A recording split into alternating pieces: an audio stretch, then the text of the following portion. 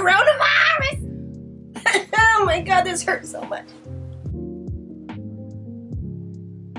Hi everybody, and welcome to our quarantine physical distance version of Not Ones. It's the show that we're still plagiarizing in order to get to know our friends a little bit better while we're eating delicious chicken wings. I'm Dave, and I'm going to be joined remotely by Tiffany Shepard. She's an artist, an actor, an advocate, and you may know her from her roles in such wonderful films as The Arrangement, as a buyer and dresser on shows like Dirk Gently's Holistic Detective Agency and Virgin River, or from her work even right here on Not Ones, Tiffany Shepard. Venturing out from behind the camera, welcome to our show. Hi, Dave. I'm glad that you got the care package of sauce and chicken wings delivered, so we're ready to go. They should be arriving for you shortly. Do you want to go check? Okay. Oh my god. I don't know how you did that, but I'm very impressed. A lot of phone calls and coordination. Now, you've already watched people suffer through these wings, and you've tried a few of the sauces. How are you feeling going into this? Are you okay with spicy foods? I thought I was, but I'm actually pretty nervous about like 6 onward. Normally I'm okay. Does it help to know that you're doing the final post-production edit, so you get the final say of what gets aired and what doesn't? Yeah, I might cut out actually 7, 8, and 9. Excellent, excellent. Do you want to just jump into it? Yeah, let's do it. Number 1. Which one is this? This is sauce bag. Okay. This is the one you like, right? It's the turmeric. That's decent. The turmeric, if you prefer. So I want to start off now by asking about the elephant in the room and address this whole COVID-19 lockdown situation. I know that the film industry shut down pretty fast. How long have you been isolating for, and what are you doing to occupy yourself with the time off? 47 days, 6 hours, and 17 minutes, but I'm not really counting. I have built so many pieces of furniture in this apartment. I have rebuilt so many pieces of furniture. I'm learning how to play the Irish tin whistle, which is kind of just a joke to irritate my neighbors. And Nice. a lot of video games. Oh, okay. Now, you live in Yaletown, which is typically known for its pretty lively lifestyle. How is it different during this period? It's not. We still have the same homeless guy that screams on the corner. It's quieter on the weekends. That's nice. So you're ready to move on to number 2? Yeah, number 1 was easy. You say that now, but we'll see how it goes. Oh, that's a better flavor. That's really good. Whenever you and I have hung out in a large group, it seems like it's only a matter of time before your camera comes out. What's your approach to documenting experiences, and what makes for a memorable photograph? Keep the camera on Diana. You'll always get something. But generally I just have really entertaining and good-looking friends, so it's not difficult to catch comedy gold, really. Nice. I've also noticed that you have the ability to create things out of a lot of really raw materials, like the Marauders map or the steampunk lamp that you did recently, or even the buildings at your parents' ranch, which is really impressive. When you're working on a project, do you have an image in mind at the beginning and then chip away to build it, or do you find that the materials are helping to dictate the direction? Whatever I have on hand kind of dictates it, and I've gotten into the habit of building it and then doing the drawing as though I'm some genius that thought of something and sketched it and then built it in that order, but it's big reveal time. I've never done it in that order. It's always backwards. Trial and error. Nice. I'm a trial and error builder. Don't tell my bosses that. That's fair.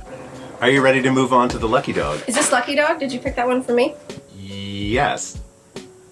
Just tell me that you're not surprising me with a puppy during this. No, that would be amazing though. It would be amazing. Speaking of dogs, you've grown up with dogs and regularly pet sit for people, so it seems like a great place to ask for your insight. It seems like every decade, society takes umbrage with a specific breed. We've gone through Dobermans, Shepherds, Rottweilers over the years. From your experience, what are people still getting wrong about pit bulls? Oh, pit bulls are fine. I think the new problem breed is the Pomeranians. Really? Oh yeah, they're biters. They're vicious. They will literally sneak up on you and rip your Achilles tendon. I don't know why pit bulls have got such a bad rap when it's the Pomeranians that have done the most damage. It's just they don't have the best PR agent, I guess. You ready for number 4? I'm ready for number 4, I think. What is number 4? I believe number 4 is Los Caliente. Los Caliente is Nos Caliente. See what I did there? Did you hear it? It was very clever. Fuck, I'm clever. Traveling is obviously a big part of your life, and I know that before this all hit, you guys got back from Mexico, and then the plan was to head out to Ireland pretty quickly. What is it that draws you to a destination? Pause for Guinness. Whew. Pausing for Guinness. Wherever the dart lands. No, it's actually the price of the ticket. Nice. We're not picky. We have an agreement that we go somewhere hot and then somewhere that I want to go every year so that Diana gets her vitamin D recharge and then I get my adventure. Ireland was just kind of a dream trip that I've wanted to do with my mom and my sister since God was a boy. And it was going to work out great for Scout's 30th birthday, but as you can see, we're all locked in our houses. Now, as somebody who's a pretty frequent flyer, how do you recover from the long flights? Are you doing the whole take off your shoes and socks and make fists with your toes, or is that strictly a John McClane movie move? Is that a thing? It's in Die Hard, which is why I thought of it, yeah. That's why he's... Oh, I got the carpet. That's why he's barefoot for the whole thing. I think we've suffered through. My immediate go-to is to find the nearest bar. For some reason, as soon as I start drinking, I'm fine. And then the hangover is just a hangover. It's not jet lag anymore. Oh. Out of the many, many places that you've been to, are there any overrated or underrated locations that stand out in your mind? Disneyland, Japan. So overrated. It was chaos. That was chaotic. Iceland, extremely underrated. I know that a lot of people say it's gorgeous, but even just saying it's gorgeous is underrated. It was mind-blowing how good it was, actually. Starting to climb into my throat just a little bit. Are you ready to move on? Think so? We're halfway, right? This is number 5. This is Hellfire Detroit. Okay. Okay. That's sweet. Slightly hotter. We're starting to get there. Still We're manageable. So this is normally where we like to do the Explain That Graham. It's the game that we borrowed. So what I've done is I've pulled out a few photos from your Instagram page, Yeah. and I can show them to you. I texted them to you, but if you're using your phone, maybe I can just hold it up to the camera and we can go from there. Let's try that. All right.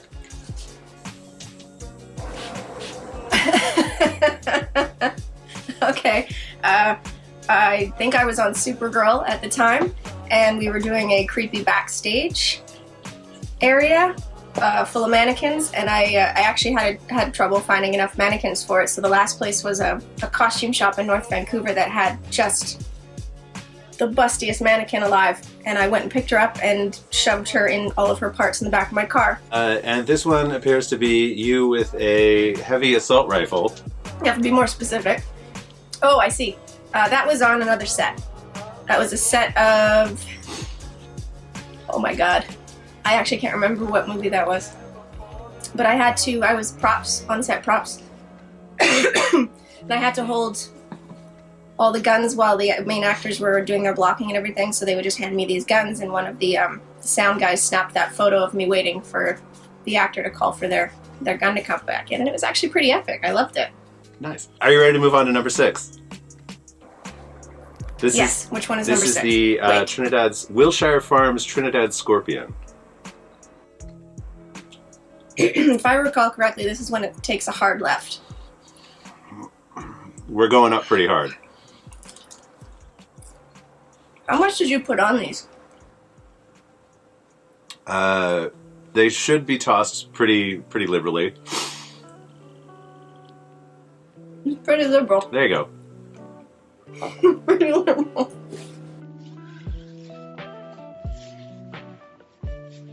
So, when you're doing set deck work, do you notice the fine details in a film and ever think like, oh, that's not quite right, or like, wow, that's an amazing subtle touch? I notice doorknobs a lot more now. Because it's very hot in here. I noticed doorknobs because they they seem to be the one thing that I spend the most time pitching. Right up there with drapes, which one of my decorators is going to laugh at if she sees this, because picking out curtains, picking out fabric for curtains is the worst. So I noticed those details that I don't know if you've ever actually looked at a show and thought, wow, that's a nice doorknob, but I do. Speaking of art and art-related things, music was always a big thing for me growing up. I was always making and remaking mixtapes, but with you, it seems to be a stronger connection to film. How have the classic 80s and 90s films influenced your life? Shit, that shit is no joke. 80s and 90s films are pretty much the epitome of what I find nostalgic bliss. But it's like it runs the gambit because I was not allowed to watch certain films coming from a fairly Christian background. And then I'm discovering them now as an adult. Like, I just watched Labyrinth with Diana like a year ago for the first time. And I still haven't seen Bedknobs and Broomsticks because there's witchcraft in it.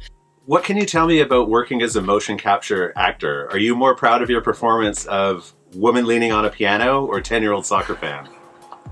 10-year-old soccer fan. Because actually, you might notice it now that my voice is literally being constricted by hot sauce. They used my voice, which I was not expecting, as the voice of 10-year-old soccer fan, and when I watched it, I actually asked who did the voice for this. That's me. It was you! It is a really good performance, I'm not gonna lie. I watched it and was like, that's a 10-year-old boy. Well, have you ever noticed that lesbians kind of like their mannerisms are essentially teenage boys, so it wasn't a stretch. Are you ready to move on? Not at all. Yeah, sure. Let's do it, because I'm in it now. This is DeBomb. Welcome to your moment of truth. I'm gonna hate this as much as I think I will. Yes, you are.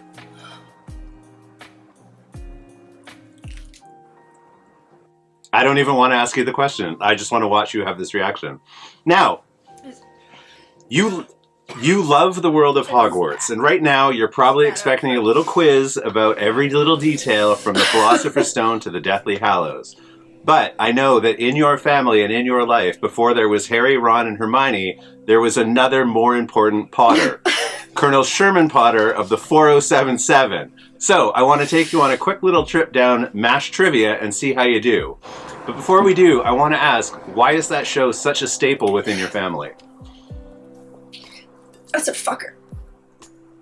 Like, that doesn't even have...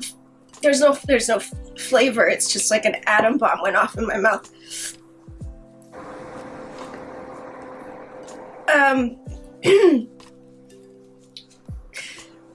Okay, so when we went camping as a family, holy shit. It was up to Scout and me to decide what to bring, and we really loved making our parents happy.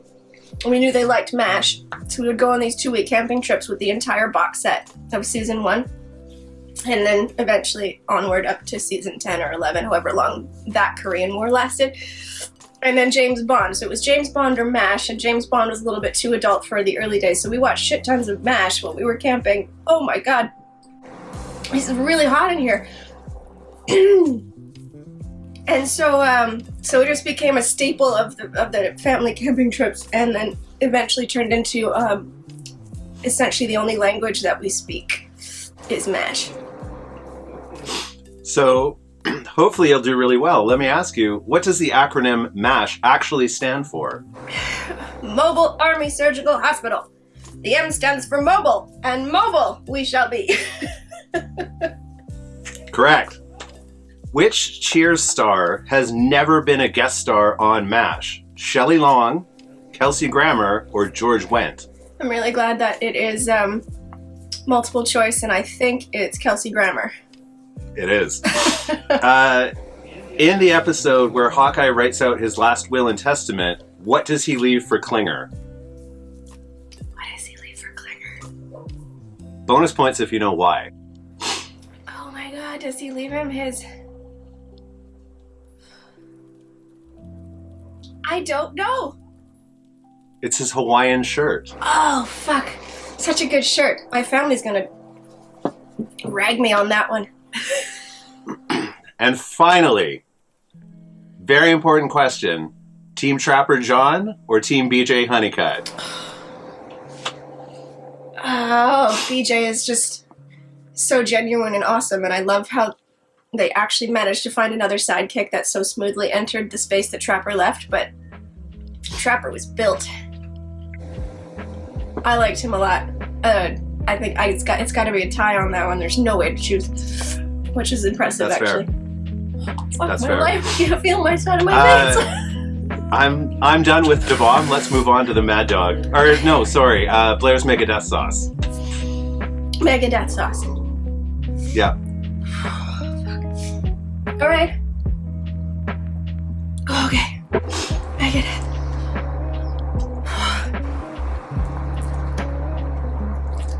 I can't feel anything. Careful around your face. That's no joke. It's no joke.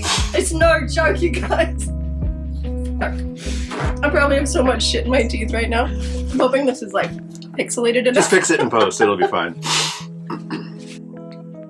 Okay, so having spent a lot of time around your friends and family, it's clear that both of them are very important and influential in your life. What have you learned from watching your parents navigate through nearly 40 years of marriage? Oh my god, it's nearly been 40 years. I've learned that balance is key. How a sense of humor is tantamount to a perfect marriage. Just kidding. It's like I still had to bomb in my mouth, and then I added Megadeth on top of it, and it's sort of like Little Boy and Fat Man. That's a bad joke. That's a bad joke. My mouth is Hiroshima. Oh, fuck. I shouldn't have said that. You can edit it out. I shouldn't have said that. You can edit it out. It's fine. It's the closest analogy to what's happening. What was the question?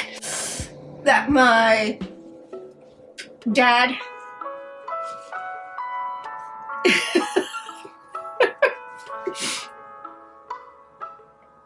I don't know. I can't think.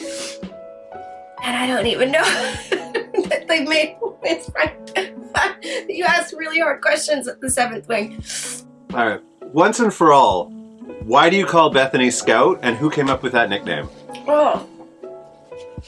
Scout is Scout because I realized when I was 15 that we weren't very close, and I thought maybe we should be.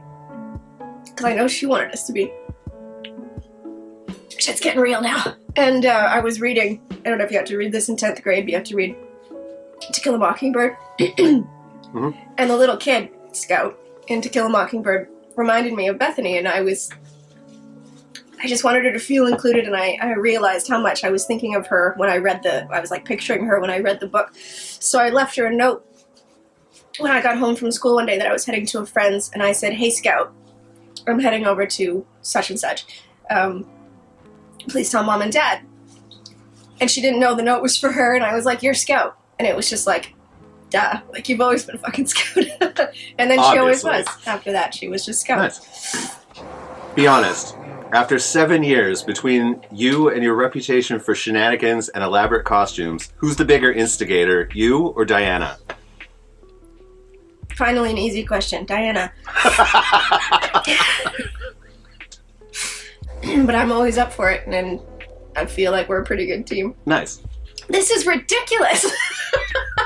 It's not like I want to die, but I didn't realize I would notice it quite this much, and I'm noticing it.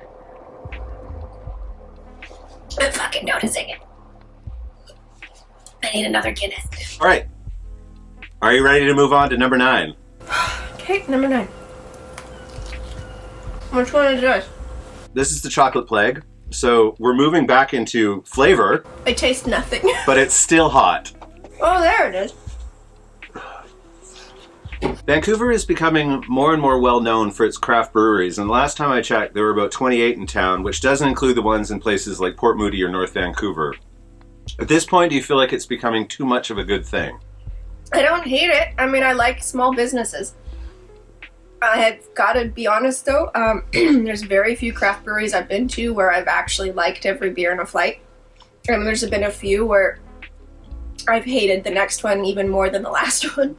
So there's been some absolute duds, but my taste is different than everyone else's. Right. I don't know. I'm okay with it. I'm okay with it as long as they keep that like community vibe. The community vibe is cool. That's the best part. Now, one of my personal favorite things is stumbling into some... I can't hear. In my left ear, I can't hear. This is, it's like, it's like cut off by hearing. It might be the technology, it might be the hot sauce, we don't know. Maybe it's Maybelline. It could be. I hope not. One of my favorite things is stumbling into some hole-in-the-wall restaurant and then sharing it to somebody through word of mouth, or hearing about somebody and somebody going, go check this place out. But it feels like now that everyone has cameras and social media, places are just booming overnight. So do you feel like we're losing out on those speakeasy experiences? I honestly am. I'm really actually worried that at this time, this very strange time, that we're going to lose any notion of the speakeasy or the startup or the underground or anything like that, because they're the ones that are sort of just barely keeping it afloat in an effort to maintain that community vibe, maintain that old city vibe where people can come and hang out and still afford to live here, that kind of idea. So my greatest fear from all of this, one of my greatest fears, is that my city is going to just turn into a bunch of chain restaurants and a bunch of what is the brothers, the Donnelly brothers. Like, nothing against them, they make a good pub, but can you just quit while you're ahead? Like, just leave something for the little guy that's actually doing something organic and real that we can go back to, because it's just getting a little ridiculous. And I'm worried we're going to lose that. I'm really worried, actually. Now, we've made it through 9 wings. Are you ready to knock out the last dab? Okay, hang on. Oh my god.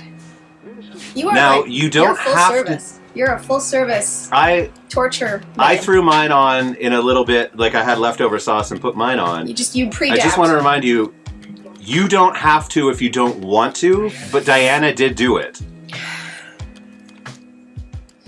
You know what? You know what, Dave? You know what? Oh, fuck, if you brought me all the fucking sauces, I could have Paul Rudded for you, because I'm still feeling pretty cocky, but shit, that like... There's just so much that's happening here. Alright, let's do it. Oh, look at that. I don't know if you can see that. Virtual cheers. Cheersing. That's a lot. Oh, it's so good, but I regret it. Is it really bad? It hasn't hit me yet. You'll see. It's a creeper. Do people get grosser and grosser eating these? But I feel like I've just like progressively lost my manners entirely. It's a creeper. It is. It slowly works in.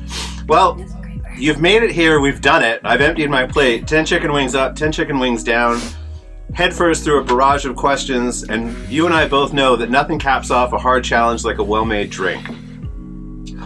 So what I would love for you to do is Diana should have a mise en place package for you. Can you show us how to make one of your signature old fashions? Did he really bring you? Yeah. He brought you. I don't know how you did this, man. This is amazing. Lot of planning. Look at that. That's a pretty glass. Can I have another one of those ice cubes? That's a creeper. What's that? That's the last dab XXX, baby. Okay, what's that thing called at the under your tongue? Flange. Thank you. I don't know, but I don't have one anymore. I'm pretty sure I burned it off. Holy shit. That thing is like...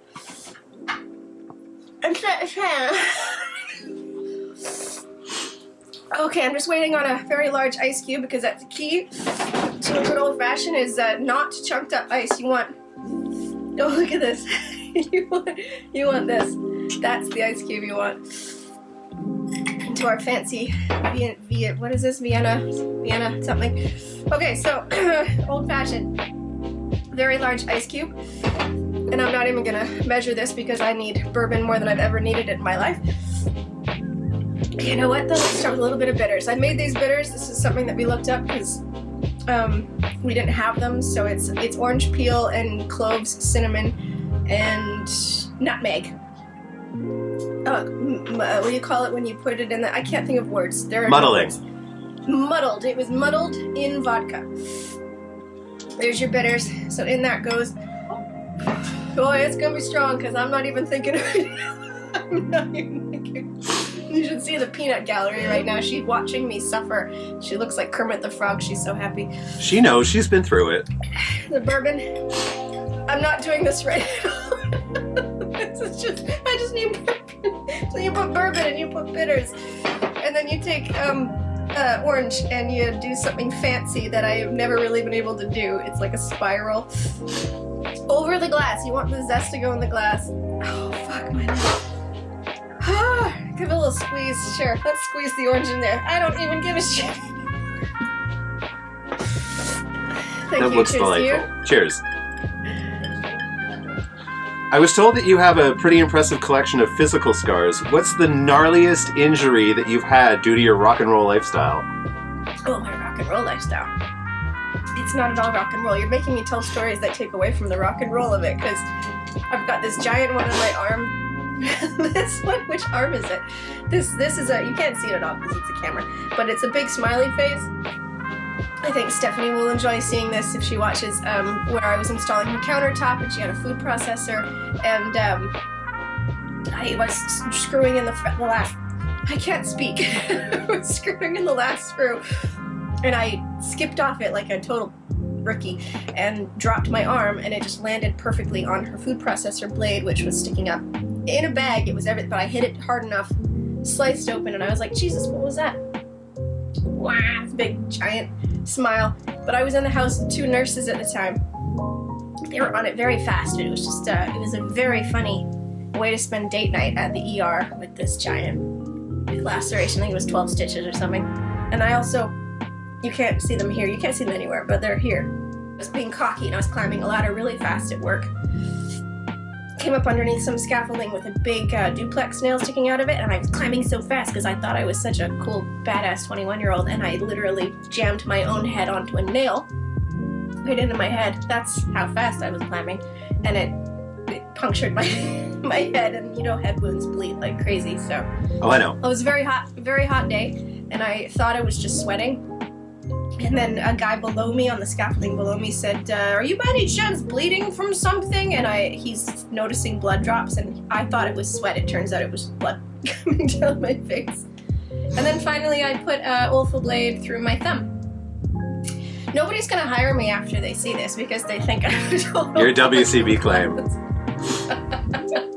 Well, there you have I'm never it. gonna get a job again. There you have it. You've done the full ring with all 10 chicken wings in a weird distance way. Made a drink to cheers with it. There's absolutely nothing left for you but to look straight down the barrel of your camera and let the people know what you got going on in your life. This camera, and only this camera. Only this camera. Do you know what, folks? I'm gonna be in quarantine for the rest of my goddamn life. I'm gonna eat some more of this da bomb chicken wing because there's nothing else to live for. That was a mistake. Tiffany, pleasure to see you. I look forward to seeing you again. I miss you, man. Thank you for doing this.